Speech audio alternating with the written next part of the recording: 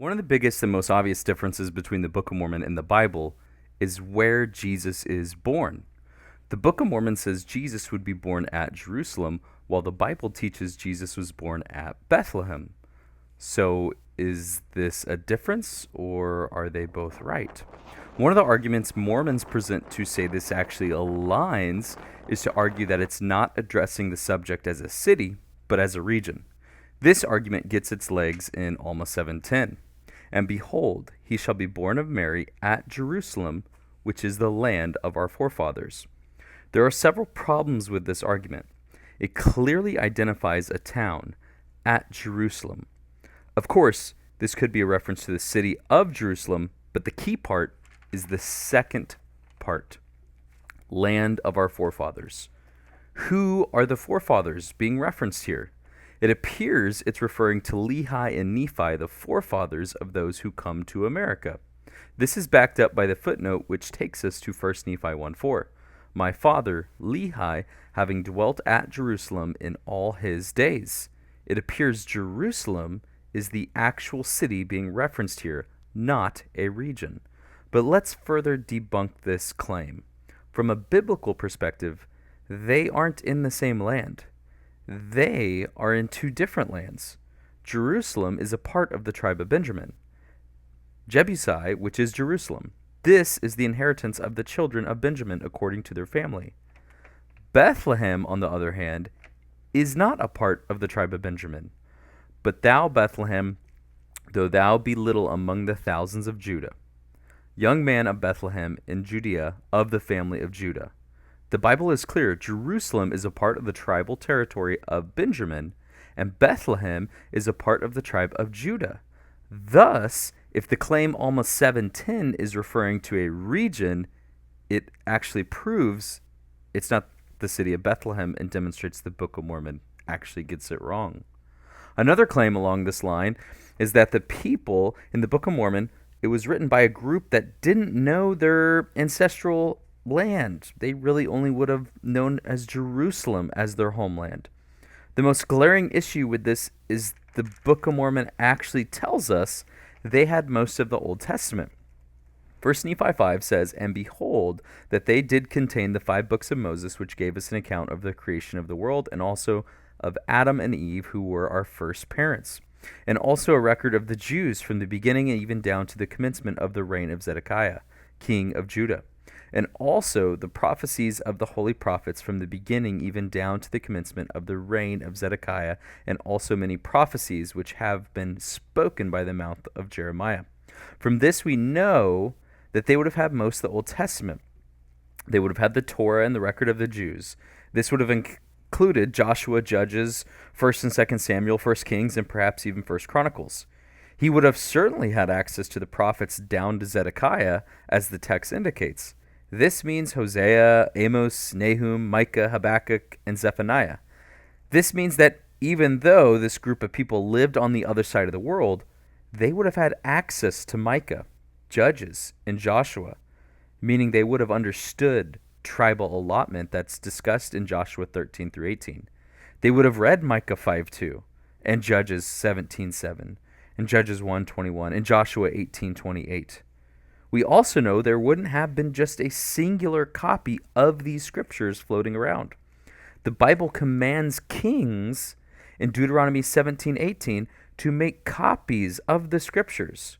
We also know they had synagogues. In fact, during the time of Nephi, synagogues show up. One of the practices in the synagogues was to read from the scriptures. We can see Jesus himself do this. And on the Sabbath day, he went into the synagogue, and as was custom, he stood up to read. Jesus, of course, then read from the Old Testament. Not only did they have access to the scriptures that demonstrate Jerusalem and Bethlehem were in different lands, there would have also been many copies of these scriptures available. I am someone who lives on the other side of the world, yet I understand there is a difference. Why? Because of scripture. Another argument Mormons often present is that Jerusalem is 6 miles from Bethlehem and thus it was a part of the same general region. We first must explain that proximity does not always equate the same place. Yes, you could argue Kansas City is both in Missouri and Kansas, but you wouldn't argue Fort Erie, Canada is a part of Buffalo, New York, even though they are a mile apart. Why? They're in different countries. We know from earlier, Bethlehem and Jerusalem are in different tribal areas. They are in different lands and identified as such, thus proximity here is irrelevant. Another argument, a more recent argument, has gained popularity, and it revolves around the phrase land of Jerusalem. This line of argument gained traction through the Alma letters. Not actual letters, but a collection of 380 clay tablets that date to roughly the 14th century BCE. Sometime between 1300 and 1400 BCE. Mormons use these documents to argue the phrase land of Jerusalem is common because this phrase shows up. Here's a quote from one of those letters. The king of Egypt has set his name in the land of Jerusalem forever, so he cannot abandon the lands of Jerusalem. There are 4 issues with this argument. First off, this was written in Egypt. How other cultures and societies refer to something is not always how other cultures refer to it. Just because the Egyptians refer to it as the land of Jerusalem does not mean the Israelites would refer to it as such. Take today. The United States refers to a country in North America. They would refer to themselves as America, and they wouldn't call anyone else this. However, in Mexico, the term America often is used to refer to the Americas as a whole, including the entire continent, not just the United States. The second issue, appealing to the Amarna letter, it's unknown what's being referred to as the land of Jerusalem. Is this just referring to Jerusalem and the farmlands surrounding the city walls, as many ancient writings suggest when this term is used? If so, that would rule out Bethlehem.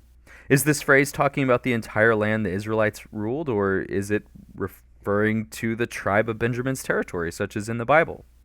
We can rule a lot of this out because we know at the time of the Amarna letters, the city of Jerusalem was in fact a Canaanite city. This leads to the third problem. The Amarna letters were written prior to the Joshua's tribal allotments. That means that when the phrase is used, land of Jerusalem, it's not including other cities within the kingdom of Israel. Ultimately, though, we can dismiss this entire argument altogether. The Book of Mormon does not use the phrase to describe Jesus where he was born. It never says land of Jerusalem in Alma 7:10. And behold, he shall be born of Mary at Jerusalem, which is the land of our forefathers. To conclude that Alma says land of Jerusalem, you have to rearrange the text. When you have to alter the text to fit a narrative you're pushing, it's not a very feasible argument. So why ultimately does Alma 7:10 say Jesus was born at Jerusalem? The most obvious answer to it was Joseph Smith didn't know. In the 1800s, the facts of Jesus' birth were not heavily preached upon. Today, it's a common fact and it's common knowledge where Jesus was born. You could ask almost anyone, whether Christian or not, and they would be able to tell you. Why? What has changed? It's actually really simple. The song, O Little Town of Bethlehem, even today ranks among one of the most popular songs in the entire world. The song was composed in 1868. The writer Philip Brooks went to Bethlehem, and when he returned, he decided to write a song about it, one of his masterpieces. Of course, that was in 1868. Joseph Smith passed away almost 24 years prior. He would have never heard that song. When you read the Book of Mormon and test it to the Bible, you begin to see it's riddled with mistakes and errors.